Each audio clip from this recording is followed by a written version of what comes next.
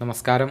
Raf talks ഫുട്ബോളിലേക്ക് ഏവർക്കും സ്വാഗതം. ഈ സമ്മർ ട്രാൻസ്ഫർ ജാലകത്തിലാണ് റയൽ മാഡ്രിഡ് കിലിയൻ എംബപ്പയെ കൊണ്ടുവന്നിട്ടുള്ളത്. ക്ലബിന് വേണ്ടി ആകെ 7 മത്സരങ്ങളാണ് എംബപ്പെ കളിച്ചിട്ടുള്ളത്. അതിൽ നിന്ന് 5 ഗോളുകൾ നേടാൻ അദ്ദേഹത്തിന് കഴിഞ്ഞിട്ടുണ്ട്. പക്ഷേ റയലിന് അവരുടെ ആ ഒരു യഥാർത്ഥ മികവിലേക്ക് ഉയരാൻ കഴിഞ്ഞിട്ടില്ല എന്നുള്ളത് ഒരു വസ്തുതയാണ്. നിരവധി സൂപ്പർ താരങ്ങളുണ്ട്, പക്ഷേ അവരിൽ നിന്നുമുള്ള ഏറ്റവും മികച്ച പ്രകടനം പുറത്തെടുപ്പിക്കാൻ ഇതുവരെ അവരുടെ പരിശീലകനായ കാർലോ ആഞ്ചലോട്ടിക്ക് സാധിച്ചിട്ടില്ല. 4-3-3 എന്ന ഫോർമേഷനാണ് കാർലോ ആഞ്ചലോട്ടി ഇതുവരെ ഉപയോഗപ്പെടുത്തിയിട്ടുള്ളത്.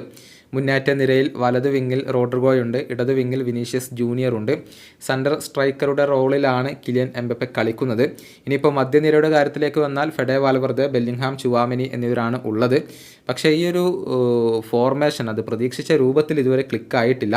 അതുകൊണ്ട് തന്നെ പരിശീലകനായ കാർലോ ആഞ്ചലോട്ടി ഒരു നിർണായക മാറ്റം വരുത്താൻ പോകുന്നു എന്നാണ് പ്രമുഖ സ്പാനിഷ് മാധ്യമമായ മാർക്ക ഇന്നലെ റിപ്പോർട്ട് ചെയ്തിട്ടുള്ളത്. അതായത് എഡ്വേർഡോ കമവിംഗ പരിക്കിൽ നിന്നും മുക്തനായിക്കൊണ്ട് വരുന്നുണ്ട്.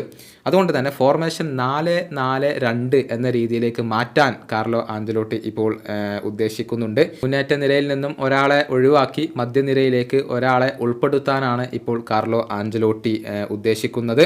മധ്യനിരയിൽ നേരത്തെ പറഞ്ഞ 3 പേർക്കൊപ്പം കമവിംഗ കൂടി ഉണ്ടാകും.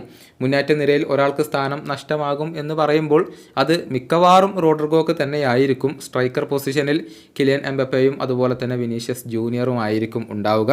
ഈ ഫോർമേഷനിലേക്ക് മാറിയാൽ കൂടുതൽ മികച്ച രൂപത്തിൽ കളിക്കാൻ കഴിയും എന്നാണ് പരിശീലകൻ വിശ്വസിക്കുന്നത്. പക്ഷേ ഇക്കാര്യത്തിൽ സ്ഥിരീകരണങ്ങൾ ഒന്നും വന്നിട്ടില്ല. കാർലോ ആഞ്ചലോട്ടി ഇതുമായി ബന്ധപ്പെട്ടുകൊണ്ടുള്ള സ്റ്റേറ്റ്മെൻറ്റുകൾ ഒന്നും നടത്തിയിട്ടില്ല. മറിച്ച് മാർക്കയാണ് ഇക്കാര്യം റിപ്പോർട്ട് ചെയ്തിട്ടുള്ളത്. ഈ സീസണിൽ ഒരുപാട് മത്സരങ്ങൾ റയൽ മാഡ്രിഡിന് കളിക്കേണ്ടി വരുന്നുണ്ട്. അതുകൊണ്ട് തന്നെ റൊട്ടേഷൻ പരമാവധി ഉപയോഗപ്പെടുത്താനും ഇദ്ദേഹം തീരുമാനിച്ചിട്ടുണ്ട്.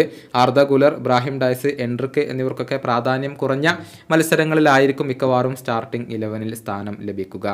ഈ വീഡിയോയുടെ അവസാനിപ്പിക്കുന്നു. ഫുട്ബോൾ ലോകത്തെ കൂടുതൽ വിശേഷങ്ങളുമായി റാഫ് ടോക്സ് കൊണ്ടുവെത്താം.